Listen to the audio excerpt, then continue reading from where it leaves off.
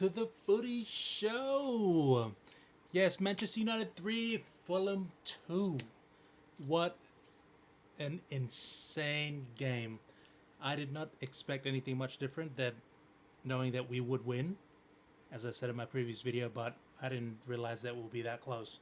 It just goes to show you that playing against opposition which we're supposed to beat, no disrespect to Fulham, but we should have absolutely buried them, and they came back and proved that they could keep up with us and draw the game until Benjamin Sesko from a Bruno El Capitaine absolutely just cooked the left back and then whoop, right in the box, bang. Yeah, Sesko had a bit of work to do, but mate, oh my goodness, what an absolute assist. That's 12 for the season. Yep.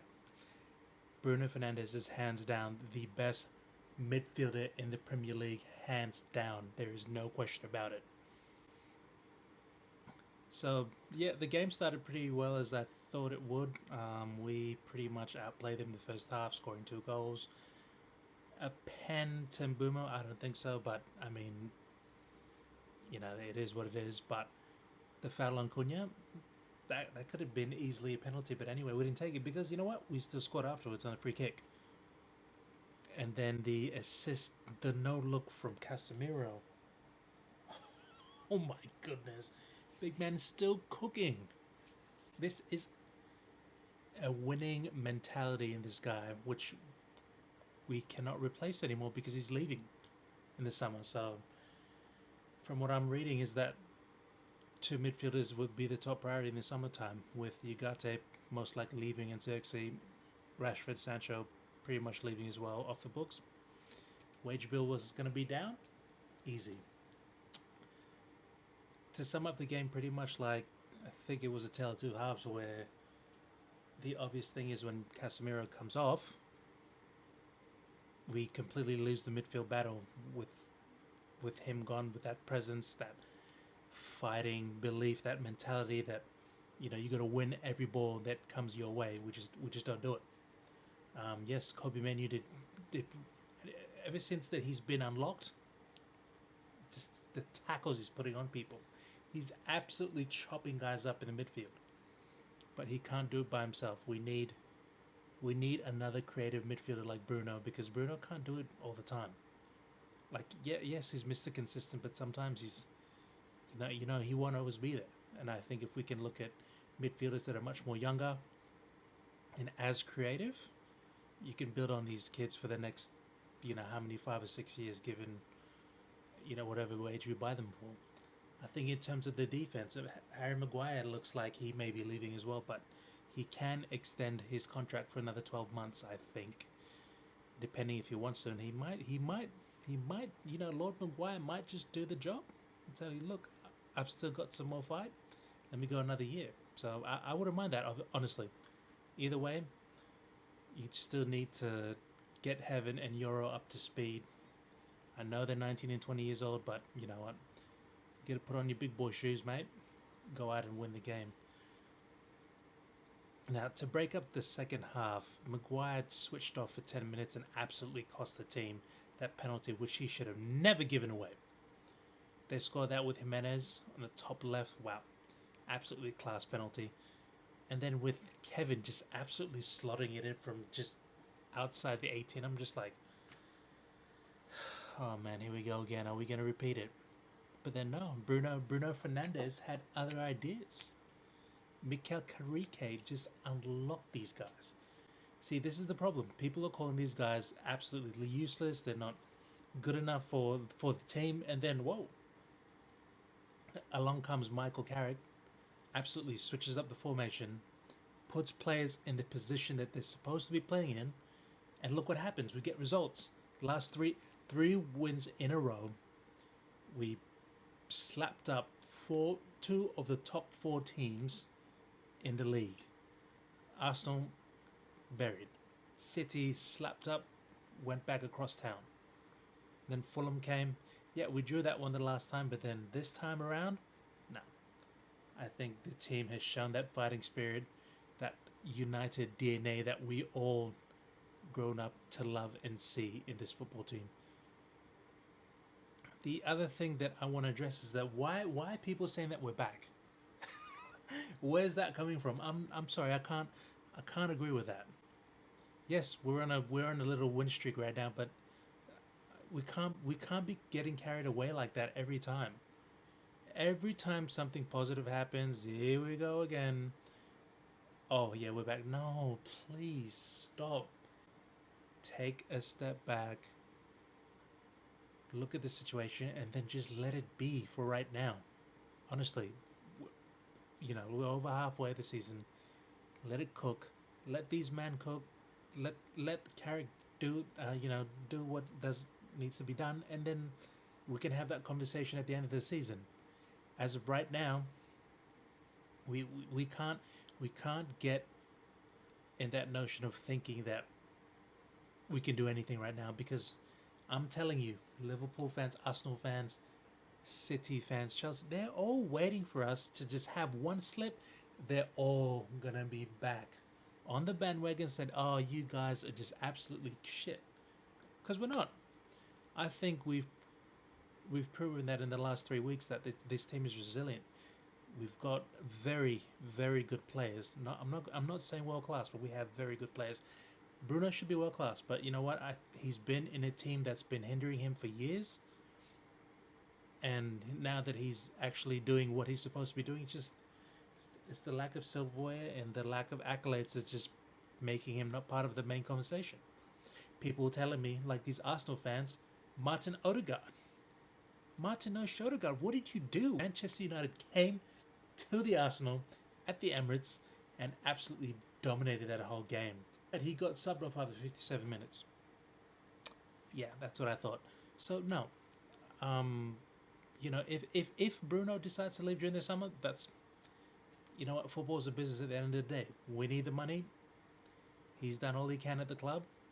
Whether he wants to see out his contract and maybe extend it for another year, that's up to him. But I'm not going to hold it against him. He's got a family. He wants to win trophies. Like, that's pretty much his main goal. But he came to United sacrificing all of his goals because he wanted to help the team. So I'm not mad at him for wishing that. Yeah, the whole Saudi thing last year was like, oh, what is he gonna go, and like, seriously, we don't need that nonsense right now. So looking forward, like we've got Spurs. They just drew with City last weekend. I think we could do it. Yeah, we were lucky that Matthias de Ligt off a corner just went and absolutely slotted it in and just went. So and he's not even back yet. That's crazy. So you've got Maguire, Martinez at the back, and then left and right back you've got Dallo and Shaw. So I think the team's solid. The rotation was obviously a very clear one with Cunha slotting right in. Yeah, so we still got to live with Dorgu being out for about 10 weeks. Sesko did a job coming off the bench. I'm sure Carrick told him, you take your chances, your time will come, and it's coming. Carrick has unlocked this guy. And he's scoring important goals. Not like Gyökeres. I don't know what he's doing. He's just doing that on the bench. Like, what has he been up to? Then you've got Senna Laumens, this Belgium goalkeeper, the 23-year-old. Oh my goodness, what a breath of fresh air. In 18 games, Laumens has only lost 2, compared to Onana, that criminal, lost 8 in 18. So I think we've unearthed a really, really promising keeper right now. I'm not going to say he's David De Gea, Peter Schmeichel, but he's got the calmness and just controls that defense and reassuring them that they feel confident every time he's in the goal because they know that he makes saves. To be fair, those 2 goals that were conceded were not his fault. Penalty, and then the one just from the outside from Ahmad not cutting him off when he was about to shoot it. He scores, mate. That's just football. But besides that, he has not put a foot wrong. Sure, he's young, but he's learning every game that he's playing. I think in terms of going forward, he should be the number one. I'm sorry, Onana, you can go stay in Turkey. I don't know where you are, planet Mars, big man. Take your pay cut, get out of this team, go figure it out because you are a criminal. Absolute criminal. I don't know why we signed you in the first place. Absolute embarrassment losing games like, you know what? The games that he played in, he single-handedly cost this team points. So I don't blame him. No, he needs to. I'm glad he's not on the team right now, and I hope he leaves in the summer. Honestly. So, you move forward. Like I said, Spurs at home. We This one might be a tricky one, but I think we can do it again. Um, you know, barring any injuries, everyone's ready to go. I hope Bruno can step up, lead this midfield again. But yeah, and then the whole week I'm hearing like, actually today I just heard that Liverpool signed a centre back for 60 milli, and he's only 20 years old, and then they call us out for overspending.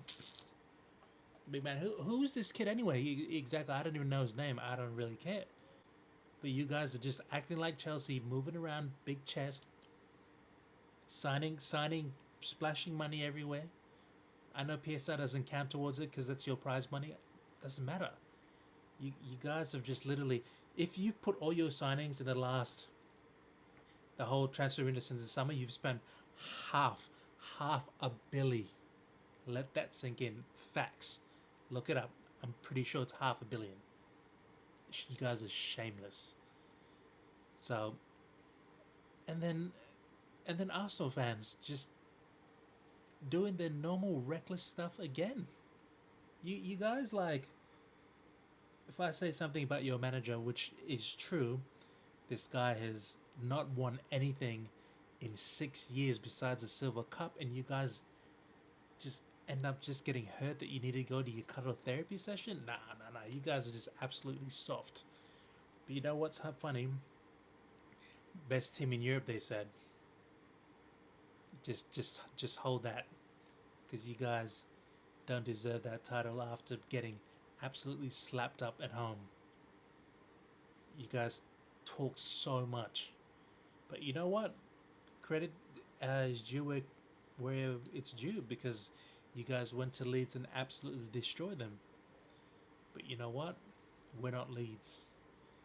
And then the next game coming up, Liverpool and City, that's gonna have very big ramifications for this title race, because if City even draw that game, there's no hope in catching Arsenal.